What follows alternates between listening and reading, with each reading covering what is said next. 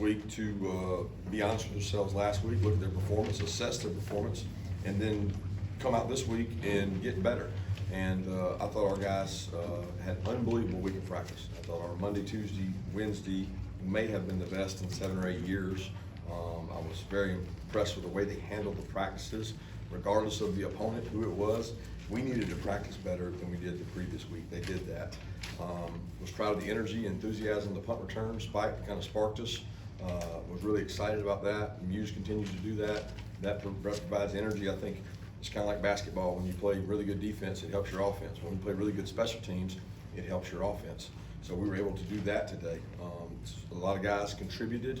Our goal is to have a lot of guys be able to contribute, and I was proud of that. So a lot of good there, a lot of things we can continue to work on, and we definitely need to do that. Coach, what would you attribute the slow starts to? I don't know, today we took the ball and drove down the field. I mean, we had one play, a third down that we didn't execute, and that hurt us. And Carson fumbling is concerning because you can't have that. The ball got away from him. We harped on that last week when he made the guy miss and scored. You know, the ball came and was not secure. And we talked all week about, hey, if you're going to take off and run, you got to protect the ball, and then it comes out. You know, we missed the field goal, but outside of that, I think we had a 3 and out, and we had a drive stop after that. They were doing a very good job of clock control. They had a plan of shrinking the game. They did that. I would have done the same thing if I was them. They stayed in the huddle till the last 10 seconds. So I think in the first quarter we had 2 possessions, and that's rare when you get the ball first. So really after the first drive, which we did good things, we only had 1 other possession that quarter. What's the latest on Javon, and how did you think Dan and David played in this place? Well, they both did some good things. They practice every day. They go with the 2s and 1s and roll in there. They do a good job. He has an ankle sprain, and the severity of it, I do not know. I know he could not return. On Muse, obviously you could tell you guys going on a 31-point run right there. Just in the return game in particular, has he kind of answered the bell for you? I don't want to say y'all struggled the last couple of years when things went great, but just seems like a much more out of that part of the game. Well, Ladd's been hurt. He's provided a spark. We trusted him last year. He was Ladd's backup. He got a couple returns. I think he returned a couple against Georgia Tech. He does it every day in practice. He's done it for 3 years and done a great job as a scout team guy. And when you go against the guys you go against in our place, you're going to get better. And you know, to be honest, I love Muse. He's done a great job. But there's 10 other guys out there that were elite at holding people up. You look across the board, there's Malachi Starks making blocks, Marcus Roseney making blocks. I mean, those are really good football players that are holding people up out there for their teammate.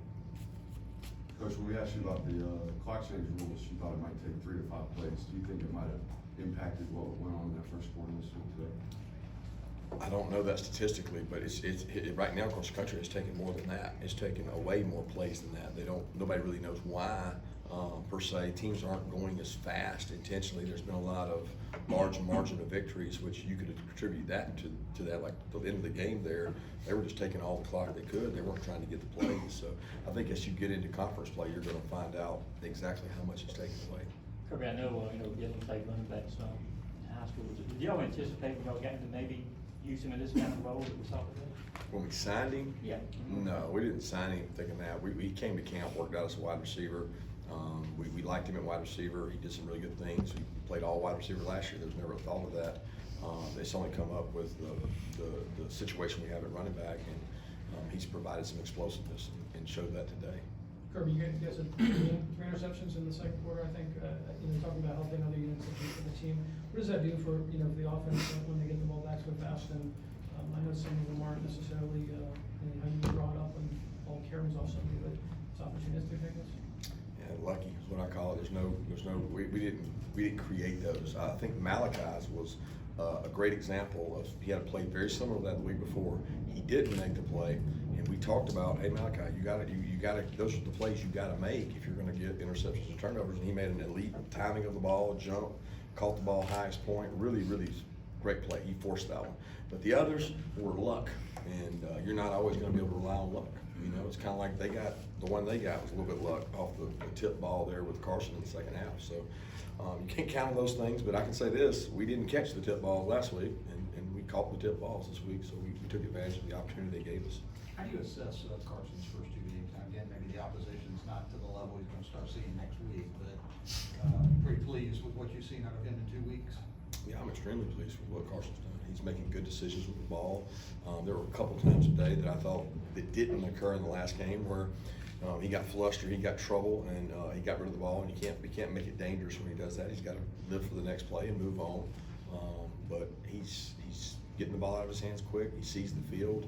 He can tell you what coverage it was. He keeps his eyes down the field. Had a max blitz today. We cut a guy free. He stands in there, throws a touchdown to Marcus Rosen. Not a lot of quarterbacks can do that.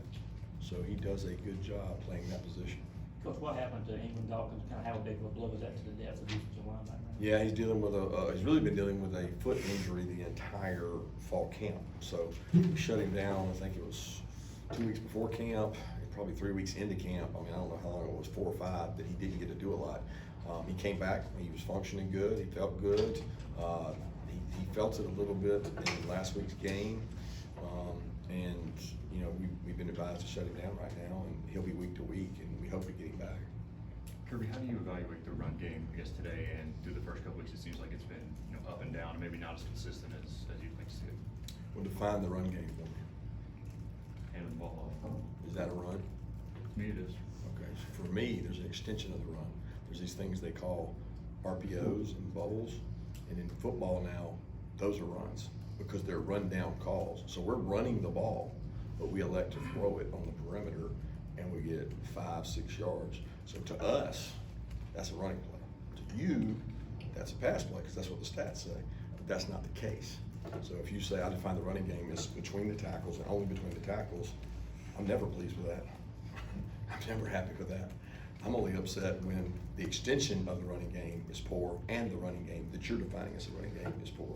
But I'm happy with the extension of the running game. That sets up things like the play to Oscar Delp. That's an extension of the running game because that comes off of a running play. So you got to be good at something.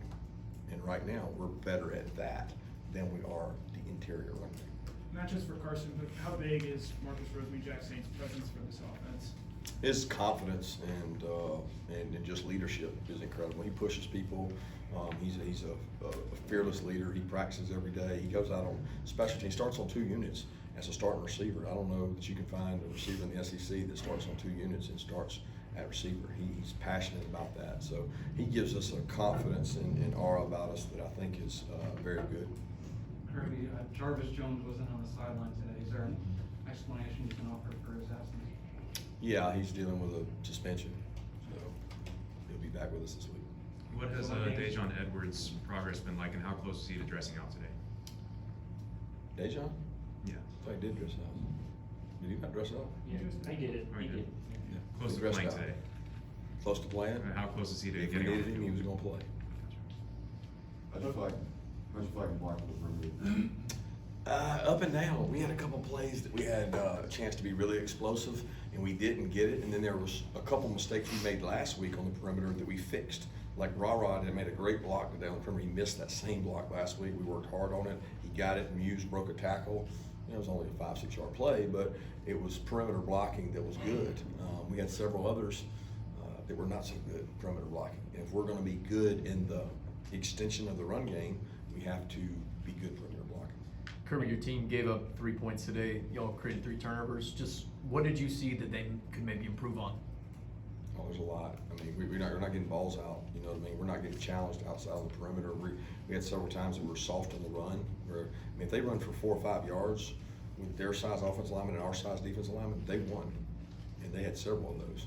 So we're still not playing the run defensively to the standard or my expectation of what an SEC upper caliber defense should do. I mean, we're just not doing that. I think you get caught up in stats, you get caught up in outcomes. I'm all about, did we do it right all the time? And if we didn't do it right all the time, then why didn't we? Saw Taki make some plays. Just how do you feel like he's fit in this defense couple games into this season? I'm proud of him. He's a leader. He was a captain today. He's very vocal on the sideline. He challenges people to practice the right way, and he does it himself. So I like the way he carries himself. How would you maybe assess Xorian Savior or Sori's progression over the last couple of years, and then today getting 3 tackles? Yeah, Sori he's been a flash player, man. He shows great ability, and then he'll have a mental situation where he might miss something. And if we can take those out he can play at a high level. We need him to be a third. We got to find a rotating backer with Smile and Pop for when we're playing 4 quarters.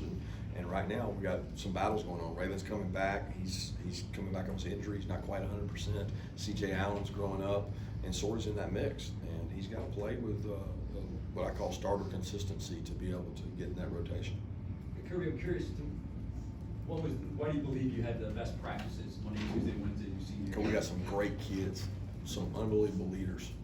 You know, everybody wants to talk about talent and stars and all that. I just, it's hard to measure. I don't know how talented we are, but I know this. We got kids that care. They were bothered by the fact last week we didn't have our best practices. They had a really physical Tuesday practice, a great energy on Wednesday, and a good focus on Thursday. So we got better. Like we got to go against ourselves, and it's a pretty good opponent when you get to do that. No Lab McConkey, is it more the same with him with that back injury still? Yeah, it's still bothering him, and we're fighting to get him back. And I know he's as frustrated as anybody because he certainly wants to get back. What about Austin Blaskin? He's dealing with a high ankle sprain that occurred in practice, so he was not available. No, I'm sorry, it was MCL, not a high ankle sprain, but he's MCL, and hopeful to get him back. I think it might be next week or the following week to get him back. Coach, when we talked to Tyke about the interception, he mentioned that just before that, with that timeout, that Coach Schumann kind of notified them of what might be coming, and that's what ended up happening. I'm curious how often that happens with the defensive coordinator. If you're a good one, a lot. You know, if you can predict it, call it, understand it, know what a team's doing. I think that's part of the gamesmanship of being a coach. Is you're trying to anticipate what the other people are doing, and you gotta be right 20-30% of the time, and then when your 70's off, you still gotta be able to function. You can't have big misses, and Glenn does a great job. He prepares really hard. He watches tape. He can tell you every tendency they have. And good teams, you know, you don't get tendencies. You got to play off what they do. But that coaching staff does a great job. Mark Stoops said it last week after the game. They do a tremendous job offensively of controlling the clock, short passing game, methodical. They'll drive the game. They'll drive the ball down the field on you. If they don't turn it over, they're going to have a great year. I mean, they gave us 2 turnovers, really. We kind of earned 1. What's been the biggest difference in leadership style between Carson Beck and Smith? I don't know. Neither one of them were very vocal. They don't go command. They don't get all upset and rant and rave in a room or get up and give rah-rah speeches. They're who they are. They're very comfortable in their own skin. Carson's leadership kind of comes through his calmness. I mean, everybody feels like, man, this guy knows what he's doing. This guy's smart. This guy knows protections. This guy knows where to go with the ball. When we call a play, he can recite it whether it's 3 words or 20 words. He's very bright and a good leader.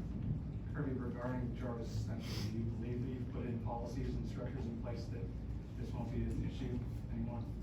Do I believe if I put policies and structures in place that it won't be an issue? I don't know that a policy or structure will ever prevent what is prevalent all across America, you know what I mean? But certainly that's our goal. Kirby, with the way that the defense and special teams picked up the offense when they were a little bit slow in the first quarter, how important is it for them to be able to provide that spark to the team when the offense wasn't exactly clicking at all in the first quarter? Well, it's team football, you know, we always say complementary football, but we want to be really good at special teams. I mean, everybody does, right? So we're not doing something different that they're not doing. We put our best players on it, we go out there and coach the hell out of special teams, and we try to be elite in special teams. You know, like our only goal right now is to be elite at getting better. Like that's the competition. You guys are trying to observe and give input on what you see. What I'm trying to do is get elite at getting better. So where do you do that? Practice.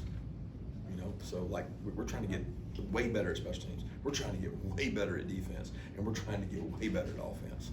And sometimes you get the chance to see that out there, sometimes you don't, because the window is small compared to practice. I think Dalen had the deflection on that Tyke interception. Just what have you seen from Dalen so far? He's getting a little more confidence. I thought he played the fade ball there on 3rd down. They tried to throw it, played it better than he did the week before. He and Julian are both doing a good job. They're competing. A.J. Harris is coming on, playing good. Nyland made a good play today. So we're going to continue to grow those guys, and we're going to need them all before it's over. Kirby, how much is offensive identity, what you want to be on offense, kind of something you sit down and decide in the offseason? How much is just what develops when you start playing games? Well, I think it's neither. I think it's what you have.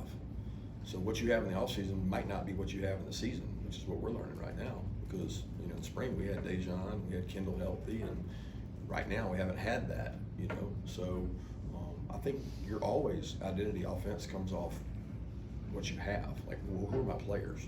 Who are the tight ends? Are the tight ends the guy? The receivers the guy? Who are the guys that you can get to touch the ball? What we've been really good at is spreading the ball around. I think we did that again today. You know, we're not sitting there throwing it to one guy all the time. We're throwing the ball to a lot of guys, and we have ways to get touches to guys. And a lot of what we do offensively is dictated by where the defense is. If it's this look, we're doing this. If it's this look, we're doing that. And you take what they give you. So I don't know if that answers your question. What was Kristen's injury and would he have been able to? I don't know. I didn't ever find that out. I went over there to check on him, and actually never hurt him. So I don't know. I thought it was his knee, but I don't know if he's cramping or his knee. I don't know. What kind of confidence is Robert Robinson getting 2 good games over here? I thought he made some people miss today. That's a trait. The number one trait of a running back is secure the ball, make people miss. Can you secure the ball and can you make people miss? And that's what we need out of that position. I thought he had a couple times a day. He's getting a little more confidence. He bounced the ball out. He made some guys miss. He made a cut on the touchdown run. I'd like to see him run behind his pads a little better for a big man, but he did some nice things. A couple of the defensive Looking players. ahead to next week, Georgia and South Carolina have played each other for 30 years in a row. Next year, they're not on the schedule for you guys. So what are your thoughts on the future scheduling of Georgia and South Carolina games, knowing how much it means to people in the two-state, and your thoughts on the rivalry in general? I'm looking forward to the rivalry. I mean, I think it's a great game. It's one of the, you know, the big ones for us every year because it's a state that's so close to us geographically. But as far as the scheduling, it's the last thing on my mind. You know, I know you guys make a big deal about it and the passion of the fans, but for me, I'm worried about who we play next. A couple of the defensive players said they've been happy with how the defense is flying around so far and the energy through 2 weeks. Is there a way you evaluate that as a coach, and just overall, what have your thoughts been on that kind of front? I don't think we've really been tested. You know, I think it's, if anything, I would say I was disappointed in the adjustments we made, that guys didn't carry those adjustments over. So Coach Schumann comes over and says, hey, next time they do this, this is what we want to do. And it's like the little game memory. When you pick the little card up and you see the cherries, then you go over here and you pick the little card up, then you got to put it in, you got to remember what was where. Like, what was that? Where was that at? So we got guys that can't play memory good because we tell them on the sideline, this is what we want you to do when this happens. And then they go out there and they don't do it. And then they give up a 9-yard play. And everybody goes, oh, golly, man, Ball State got 9 yards on the Georgia defense, and make a big deal about it. And we just had a teaching session over what you should have done and you didn't do. So we have to play memory better if we're going to be any good at defense. Let's take 2 more questions. What is it about Gabe Harris that's earned snaps through a position change? Sorry, what? Gabe Harris, what has helped him earn as many snaps as he's gotten through the position change? Position change. From outside linebacker to defensive line? No? Yeah, I mean, he's doing both. He's not a wholesale defensive lineman. With Ty being injured, we've repped him there more, but there is no difference in that position when we're in our 4-down front. So he's a defensive end 50-60% of the time. But he's different sometimes when we're in an odd front. But as far as playing more, that has to do with the score right now, because we play those guys based on can they play winning football. And right now, when we get a lead, we want to get him. He plays really hard. Like, he goes over to the scout team and he plays really hard. He has a high motor, and we want to reward that high motor with playing time. But he's got to earn our trust to play what I call meaningful minutes. Kirby, ask Kendall though in terms of, is he closer to 100% or? I don't know that. I think you'd have to ask Kendall that. I thought that he was much better this week. His stamina was better. His energy was better. I don't know. I can't sit here and say that he was 100%, 95%, but he was in better shape, and I know he felt a lot better coming into the game.